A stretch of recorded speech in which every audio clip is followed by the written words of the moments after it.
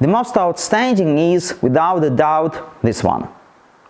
In the foreground, Christ is surrounded by disciples.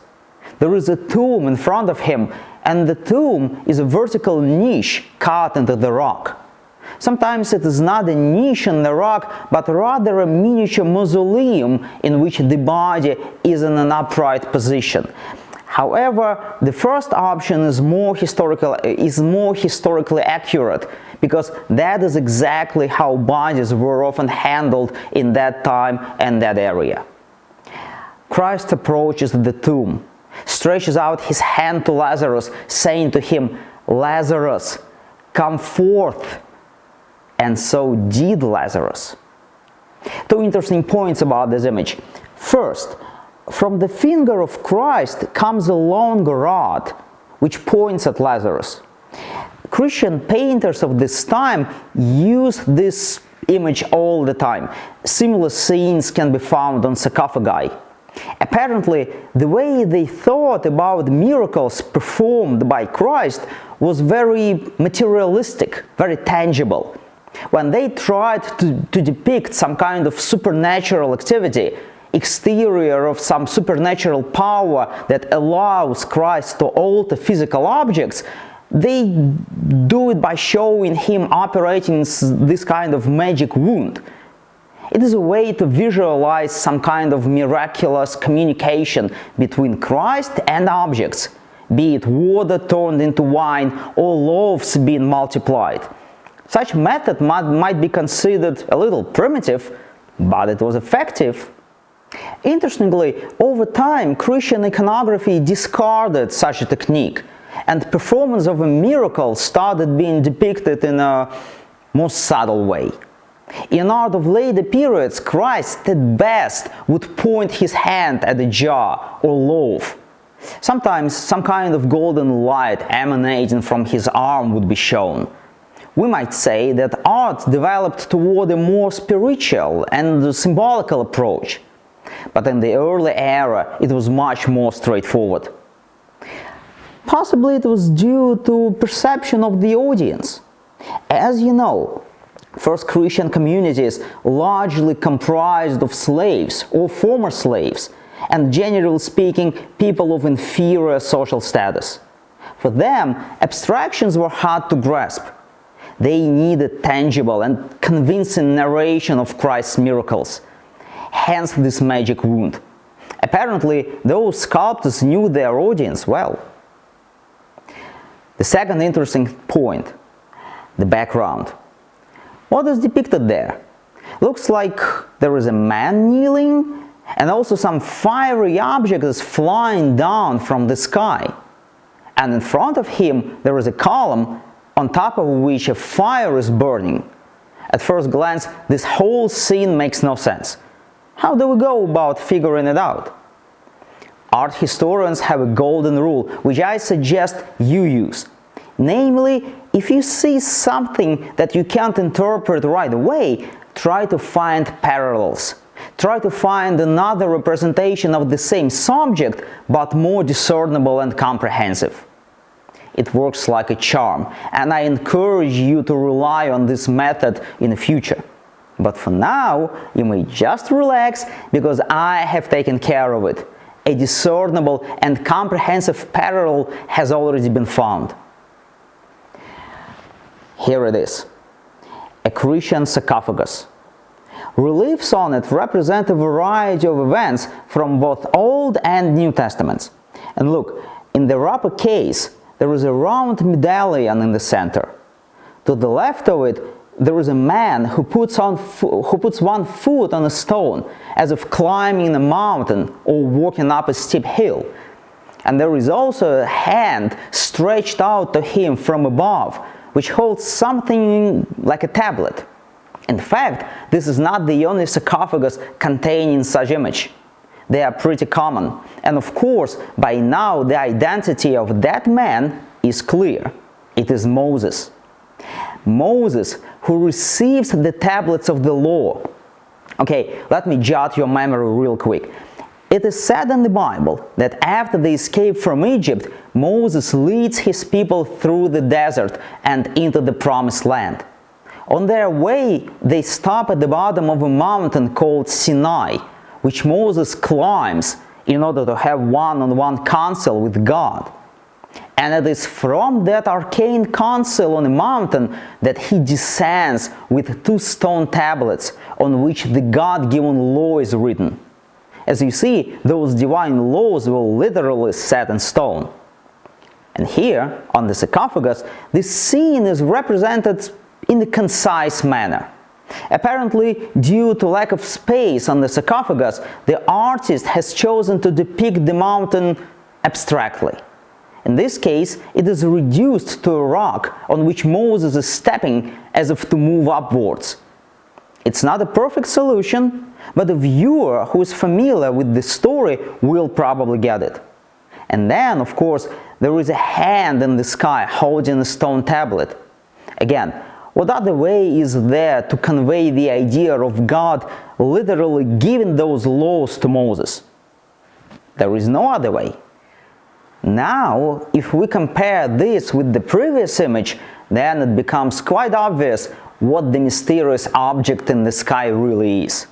It's the very same divine hand, and in this case, its divine nature is symbolized by flames.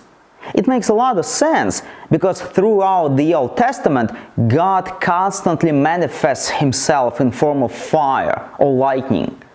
Remember the pillar of fire leading Jews through the desert at night? And that divine arm is holding a stone tablet. Now it all is coming together, but wait a second. Why is there a column with fire burning on top? Well, I suggest that such was the artist's choice to represent Mountain Sinai. Actually, the Bible states that when Moses ascended to Sinai, the top of the mountain was veiled in dark clouds, from which lightning and flames were bursting out, and the mountain was trembling violently. That would provide artists with great material to apply his imagination to. He could create an eerie yet majestic landscape with imposing mountain and terrifying storm, a true showcase of God's infinite might. However, just as in the case of sarcophagus, he preferred to approach his subject in a symbolical manner. That is, he reduced the mountain to a pillar and a lightning storm to a modest fire. Now, why would he prefer such a restrained, even ascetic manner of showing miraculous events? Alas, for that I have no explanation. And it is also unclear why the painter decided to combine together those 2 subjects, the resurrection of Lazarus and giving of the tablets to Moses. Because Moses receiving the tablets of law was not the Old Testament type for the resurrection of Lazarus. And there are no more examples of such combinations. This is the only case, as far as I know, where Moses and Lazarus are placed together. Maybe it was due to the demand of the customer. Maybe there were some other reasons, and we do not know about them anything. However, revival of Lazarus itself is a very common topic for early Christian artists, and you would encounter it pretty often. By the way, there is another interesting point about Moses that I wanted to make. Oh man, I'm literally making this lecture up as I go. But alright, look at this fresco. There are 2 scenes, and both depict Moses. On the right, water is pouring out of a rock. This is an episode from the Exodus, in which he leads the Jews through the desert. At some point, they run out of water, and Moses miraculously extracted a stream from a stone.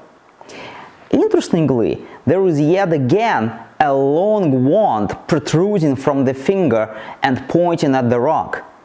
Remember when we saw something of a kind? If not, you probably need to turn your phone off and pay more attention to this lecture, which after all you paid for. Come on, it was just 5 minutes ago when I was showing you reliefs of Jesus performing miracles with the very similar magic device. Apparently, such was a common way of depicting an exuberance of supernatural power. But Moses is also on the left. His foot is also standing on a stone, and his hand and a hand is descending from the sky above towards him. But Moses is also on the left, standing on the stone, and we see an outstretched arm from the sky. It's in the upper left corner. But the arm is empty, without the tablets. So it becomes evident that here we see a different story. This is not the receiving of the tablets of the law. What is it then? Here is my best guess. It's Moses in front of the burning bush. And yes, I know that the burning bush itself is not depicted, which is ostensibly a serious flaw in my interpretation. Nevertheless, I am still confident in it. Now, why do I believe that this is the burning bush? Because it's clear that Moses puts his feet on the stone to undo the laces of his sandal. Can you see that? He is bending down toward his foot. Why is it important? Well, let's go back to the first time Moses spoke to the Lord. Here is what the Bible says. Moses heard the voice of the Lord speaking to him from the burning bush. The bush was blazing, yet it was not consumed by fire. So Moses makes an attempt to come closer to the bush, but the Lord stops him by saying, "Remove your sandals from your feet, for the place where you stand is the holy ground." So Moses removes his sandals. And it is precisely what we see here. Yes, there is one significant diversion from biblical narrative. Instead of the burning bush, the artist shows the arm stretching out through the clouds. It would be more logical to draw the bush itself, but the artist took a different path. The way I explain it is as follows. Such a blazing hand in the sky was a symbol of divine intervention universally accepted among Christians. We have already seen them employing it so many times. So it was kind of a already existed solution for the problem. But the most interesting thing is that in this case, Moses has an obvious antique prototype. This is a famous sculpture that is sometimes attributed to Greek sculptor Sarcophagi, although we have no reliable data to support this. The sculpture depicts a man also removing his sandals. Actually, it is not clear who the man is. Some people believe the man is Hermes, but there is really nothing indicating that this is Hermes. Others are sure that this is Jason. Do you remember the character? The Argonauts? The Golden Fleece?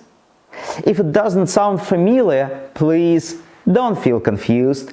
Hopefully, I will be able to induce your curiosity toward Greek mythology as well as to satisfy it, for I have a special course on the subject, more on that later. Anyhow, in the legend about Jason, there is a scene when he comes to the city Iolcus. Its king has taken the power from Jason's father, and the king was also warned by an oracle to be aware of a man wearing only one sandal. And while traveling, Jason lost one of his sandals in the mud, which immediately tipped the king off. As a result, Jason was sent on a suicidal mission of obtaining the golden fleece. So, some people believe that this is Jason who is either tying his sandal or looking for his lost sandal. Now, have a look please at the pose of Moses. It's very similar to the pose of alleged Jason, who also puts his feet on the stone and leaned on the elbow of one arm with the other arm reaching down towards his foot.